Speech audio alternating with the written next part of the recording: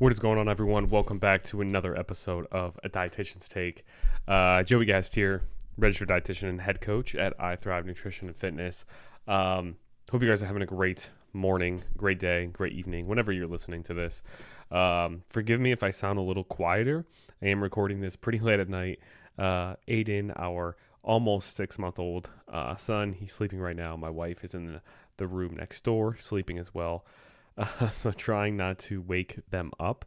But this was just something that was really on my mind. So I wanted to hop on here, get the mic out, and talk a little bit about this. So I wanted to talk about a conversation I was having with a client actually today. So we had a call. Clients are able to schedule one-on-one phone or Zoom calls with us. And we talked about a bunch of things on the call. We talked about just some mindset breakthroughs that she has been having. Sorry, I thought I heard something. That she has been having right now about just ditching the all or nothing mindset. We talked a lot about her. She has a vacation coming up. We talked about how we're going to game plan her nutrition for the vacation. That way she's able to enjoy herself, but then also still maintain her progress. But we also talked in the beginning of the call about this shift in her mindset around the scale.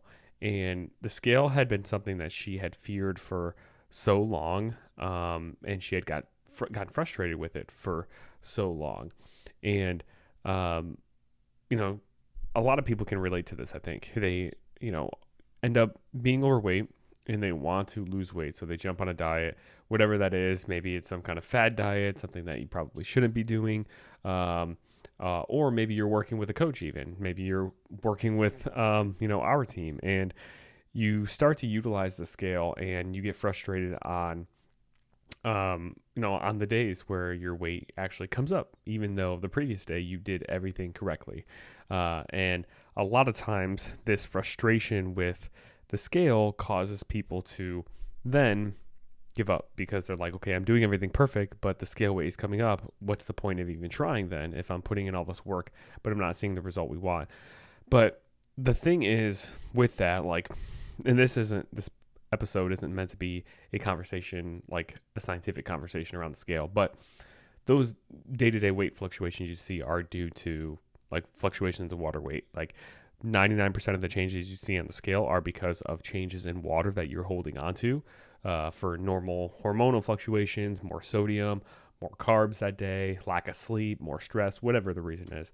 So that's one thing to understand. But the whole point of this conversation was she was telling me how now after she's been weighing herself more often, actually, right? Some people will weigh themselves once every week, once every couple of weeks, but she's been weighing herself pretty much every single day. That's kind of how we try to get clients to utilize the scale, is to weigh themselves every day. And then that way they can look at averages and they can see the trend and how their weight is trending and rely less on those sole weigh-ins that they have.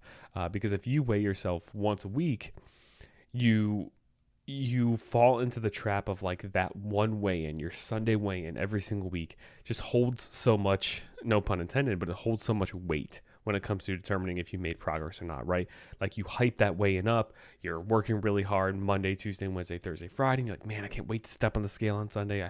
I'm sure I've lost weight, and then you step on it and maybe it hasn't changed. And like I said, that lack of change in the scale weight doesn't necessarily mean you didn't lose fat. It could just be extra water you're holding onto, but you automatically attribute it to not losing fat. So you think you're doing something wrong. You think you're not working hard enough. You think the plan isn't working, when really it could be working just fine.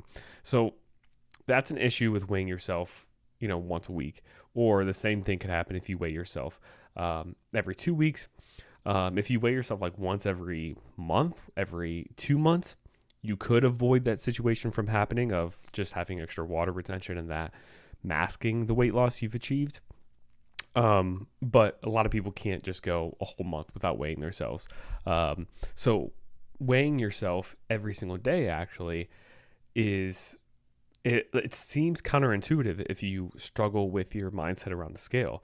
But actually, once you break through it and start doing it, you realize how normal it is for your body to fluctuate 1 to 2 pounds either way. you realize, oh, I had extra sodium yesterday and my weight kind of spiked up. So next time my weight spikes up, I'm going to be like, did I have more sodium the previous day? Oh, I actually did. And then you realize and start to attribute that weight gain to just the extra water retention from the sodium versus extra fat gain. So that's why we really try to teach our clients to weigh themselves every day in the beginning, to try to get them to realize how much your day-to-day weight will fluctuate no matter how perfect you are, just from water differences.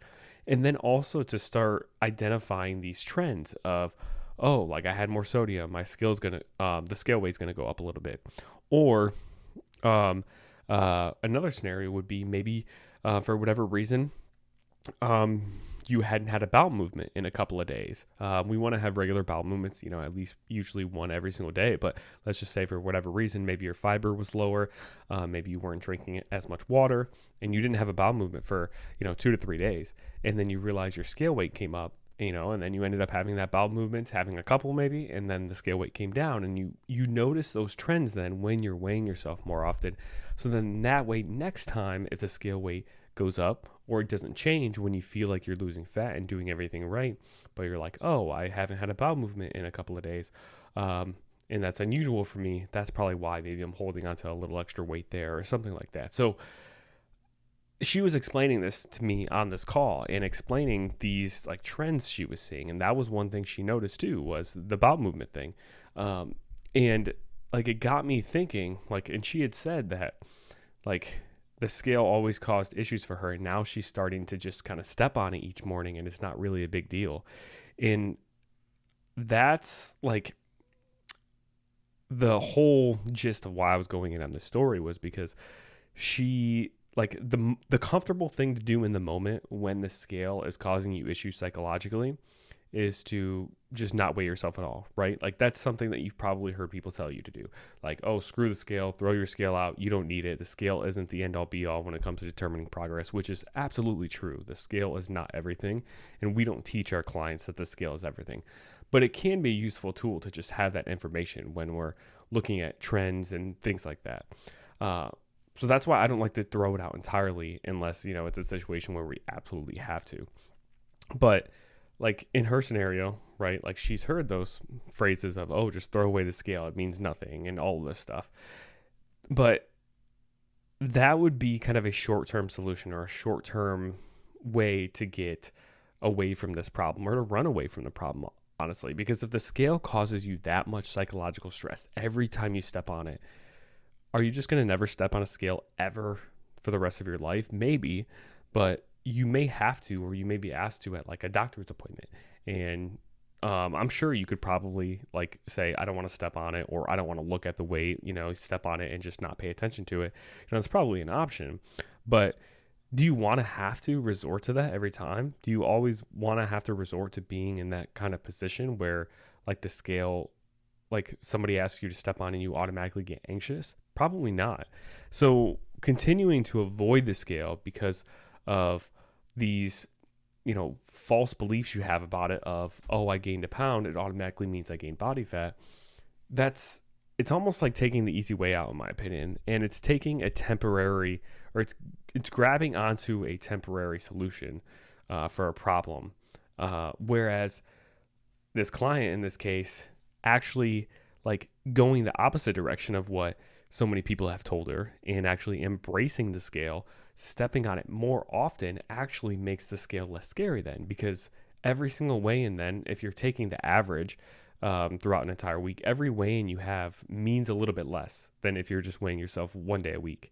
And then also identifying those trends, you gain knowledge around the scale and why it moves this way or that way. And you realize it's not a big deal if one day your weight spikes up 2 pounds because you had some holiday treats or something, because it's just water weight. And if I get back to my normal routine within a couple of days, it's going to come back down. So with that, she overcame her fear around the scale by not doing what's comfortable and running away from it or stepping away from it, but actually by doing what's uncomfortable, which was for her stepping on the scale every single day. So the whole gist of this podcast was just if you want to get over your fear of something, the easy way out is to walk away from it, avoid it, throw it out, and tell yourself it's not important at all, or tell yourself you don't need to use it, But that's not a long-term solution, and it's probably holding you back from truly growing as a person, truly growing in your beliefs about things, truly growing in your knowledge. And what you really should do instead of running away from that is embrace it, actually get more exposure to that. And then that way you overcome your fear of it. You learn more about it, and then it becomes less intimidating the next time you approach that. And that could be like the next time she goes to the doctors, like stepping on the scales, probably not going to be much of a big deal to her because she does it all the time, and she realizes the number, isn't the end all be all. She realizes it can fluctuate because of this and that, and it's not going to consume her like it did previously. And this could be the same thing as far as getting into the gym, right? I've talked with so many clients and so many women who they feel uncomfortable going into like the weight section in the gym. So they're always in the cardio section, or they're always in like the lighter weight section in the gym, or maybe they only ever do the machines or only do the cables, and they don't go over to the actual squat rack or the actual free weights because they feel intimidated and it's scary, and they always avoid that spot over and over and over.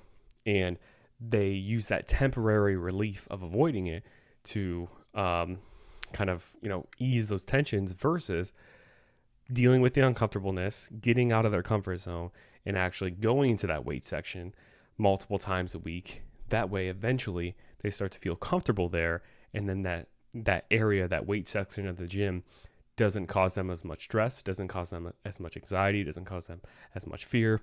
Like that's another scenario where stepping out of your comfort zone, doing what instinctually you actually don't want to do, is what leads to growth. So I think there's so many areas in life, but that especially areas in health, nutrition, and fitness where like it's so easy to fall back on that comfort zone and avoid what makes us feel fearful, anxious, and uncomfortable, when really we need to embrace that. We need to expose ourselves to whatever scares us more often.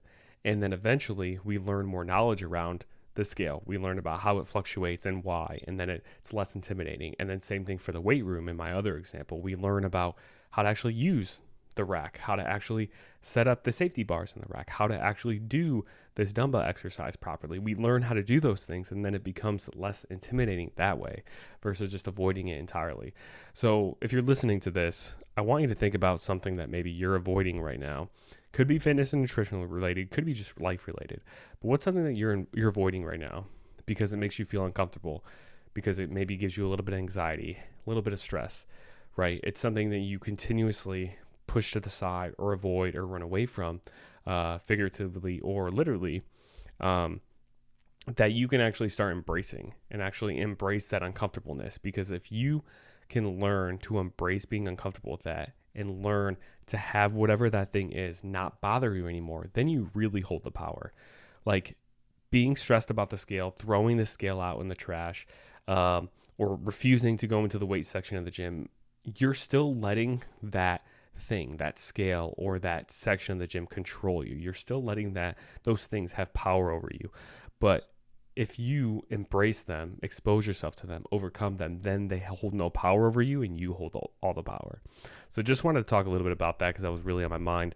So think about something that you're experiencing right now, and think about something that you can expose yourself to step out of your comfort zone and grow from and overcome, and then you can gain power over. So hopefully this was helpful. Hope you guys enjoyed this episode. Appreciate you all. Definitely share this on your stories, Facebook stories, Instagram stories, social media, wherever you want to share things. Please give us a 5-star review. I would really appreciate it.